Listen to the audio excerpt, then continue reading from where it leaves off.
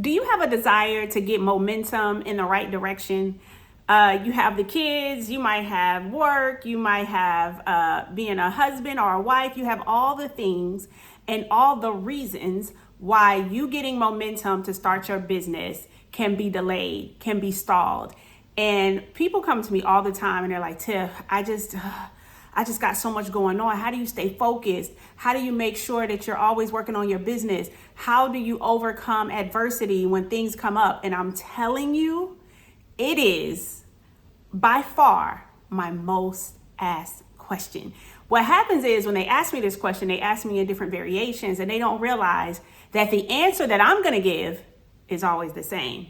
And it is this answer. And this upcoming clip from a coaching call that I did where before I do the call, I say, what questions do you guys have?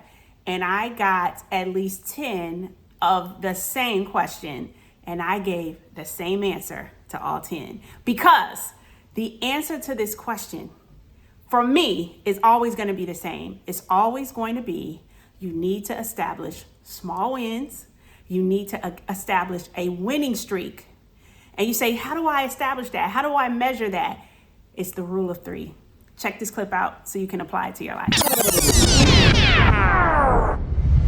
I'm talking to him like I've been time, but we normally do this call later in the day. So I appreciate him for coming on and doing that. And then I want to knock out a few of the questions. We did get some questions submitted, so I want to knock a few of those out, and that will be the call for today. So let me start with the first one. This one's a little lengthy, okay? But I guess I'm gonna give you the gist of it. Okay, what's the best strategy to regain the balance when life gets super busy and chaotic in many ways? Right? She says, prayer is one of my strategies to seek God for his peace, rest, and strategy. But what practical steps can I implement? I may not make the live call because I'll still be at work, but I'll catch the replay. So I always give the same advice for stuff like this because I think it's the most effective. This is also going to go to another question. This answer is going to apply to both of these questions. She said, how can I break down larger tasks into manageable steps, making it easier to maintain focus and track progress? A lot of what you guys are asking me are in the vein of this. And so what I want you to understand is the rule of 3 does not change. Like it is the best solution to get momentum when you don't have it. It really is. It's to just write down the 3 things that I know I need to do the very next day. It's the best way to do it. And if you say, well, how do I know what the 3 things are? That's what you leverage the portal for. The portal is going to always tell you what your 3 things are. Because wherever you left off, that means that's the last thing you did, right? And then it's going to tell you this is what you should be working on next. Sometimes what you should be working on next will have some tasks even included in that. So just do the rule of 3. Don't overthink it, right? Don't overthink it. What are the 3 things that I can do today that will push me forward to my goal? You write those 3 things down. And then the very next day, you write 3 more things down. And you make sure no matter what, those 3 things get done. The strategy to get the 3 things done is you can't put something on there like, well, you know what? I'm going to build a house. That's what I'm going to do tomorrow. It's been on my to-do list. I need to build the whole house.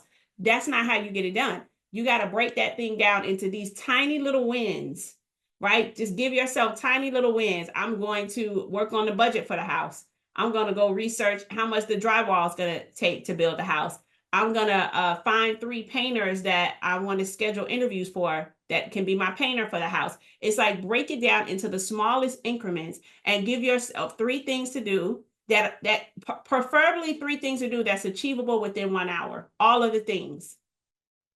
3 things to do that's probably achievable in 1 hour. It might take you longer than an hour, but if you tell yourself it's going to take you longer than an hour, then you're never going to start it. Because you're like, Lord, I don't have 2 hours to give to this. So you're going to keep pushing it off. So you give yourself 3 small things that you can do quickly that are going to get you closer to your goal. Your first thing might be just, let me just spend 30 minutes in the portal to see what my other 2 things going to be. Like, I don't even know what's going on right now. So whatever you need to do, make it as small as possible. The one thing that is going to always inspire you to continue to do the thing is you giving yourself small wins. Small wins has this psychological effect, right? It just gives you a boost of dopamine that tells you I know it's a mountain that I need to take care of, but the 3 things that I said I wanted to do, I did it. It's going to give you a boost in your self-confidence, and then you jump in there and do the 3 things again, the next 3 things. I was telling somebody this, I don't know which call I was on, but I was telling her the rule of 3. And she was needing to get her momentum back. She was needing to get her small wins. I said, your 3rd thing for the first day might be writing my 3 things down for the next day. It's not about the thing when you first start doing this. It's about you doing the thing and giving yourself the dopamine hit of the small wins. Does that make sense? It's about knowing it's a whole business you got to build. You're going to always feel like there's so much to do. You're going to always feel like, man, I should be doing, man, I wish she rocking it. I should be like, you're going to always have this underlying feeling. The only way to circumvent that is to know no matter what, I'm spending an hour on my business with everything I got going on with my 9 to 5, with the kids, football, with school starting, with all that. I know I'm giving an hour to my business and I'm going to knock out my 3 things. And there's something about doing those 3 things at the end of the day that is going to inspire you and motivate you to do it again the next day. But when you guys ask me the same question in 17,000 different ways, I promise you, I'm going to give you the same answer. The only way to stop feeling discouraged on where you are in the process is to get further along in the process. The only way to get further along in the process is to make tiny movements towards your goal. I think you think I got to make these leaps and these strides, and I gotta do 100 miles a day, and it's not that, that's not that important in the beginning of becoming an entrepreneur. You just need to do tiny steps towards your goal. I'm gonna tell you why. Because a lot of you can appreciate instant gratification. Who can't? Right? You do something, you immediately see the return on it. But when there's something that you're in where there's delayed gratification, it takes a mature, resounding, resilient individual to stay in the fight for something that's going to give you delayed gratification, to stay in the fight to say, like Selena, you got to do seed work for maybe 30 days before you see some fruit on what you're doing. You got to be built different for entrepreneurship. It's not like a job where they paying you even in training. They paying you while you scrolling on your phone. They paying you when you're just not even feeling well. And even though you know you're supposed to do 20 files a day, you did 3, and you told them you try to catch up tomorrow. They'll still catch you a check. But entrepreneurship is not like that. What you're wanting is the feeling of instant gratification. You're not going to get it here. Your instant gratification has to be, I finished what I was supposed to do on my to-do list. That's your instant. That's the best I can give you for that. That's your instant gratification. And knowing that those checking off on the to-do list is seed work that will reap you a harvest. Okay, so I want you to be mindful of that. And I want you to keep in mind, you're building a business. It's likened to building a house. It's not going to happen overnight. But if you just stop working on it, it's never going to happen. It's never going to happen. Everything you've invested so far, your time, your money, learning something new, going to TC calls, will mean nothing if you just abruptly stop. And if you're waiting for this overwhelming feeling to come over you that says, oh my God, I just woke up today, I just feel so motivated. All of a sudden, I just cannot wait to just get in here and work on this business. It's not going to come. Grow up. That's what kids need. You have to say, I'm going to do my 3 things no matter how I feel. And by you doing the 3 things, no matter how you feel, the feeling that you were wanting before you did the 3 things is the feeling you will get because you did the 3 things. Okay? It's the feeling you're going to get after. So just remember that this is a different mindset you're going to have as an entrepreneur, where you have to be focused on what are the things I need to do to see the results that I'm seeking, and become obsessed with that part of it. Become obsessed with the things you need to do to get the results that you're seeking, and don't focus. You won't even look at the results, because what happens is the results will be inevitable if you focus on the first part of the equation. What are the things that I need to do to get the results that I'm seeking?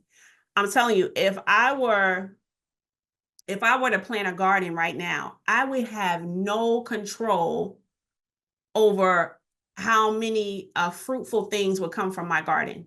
As far as it being healthy, I will have some control. I won't say no control. I won't have all control. I know if I pick some great pesticides, and if I the amount I seeded, and if I watered it properly, like if I did all the things that I could control to get the results that I'm seeking, then I'll most likely have better results. But at the end of the day, Bible says God provides the increase. At the end of the day, all you can do is seed and water. All you can do is seed and water and let God provide the increase. So I just want you to be mindful of that, because it probably was a third one that was very similar to that question, because a lot of people are getting busy with life. And I don't know what you think happens when you get busy with life. Like, if you're going to get a citation from one of us to say, hey, you've been busy, you haven't been in the portal. I mean, I don't know what you're desiring with that question, but I do know it's a lot of people's question. So I don't want anybody to feel bad for asking it. I think it's a lot of people's question. For 3 people to ask it, it was 30, okay, that was thinking it, but I do think I tell you what, my best answer to that is it's a mindset shift of being a farmer, focusing on seed work, and that's it. And getting your dopamine from every day that you go out and plant the seed. You're not going to get it from anything else right now, okay? Until you do, right? Until you start seeing the results, and it may intensify, right? Your seed work, but you have to get excited about putting in the work.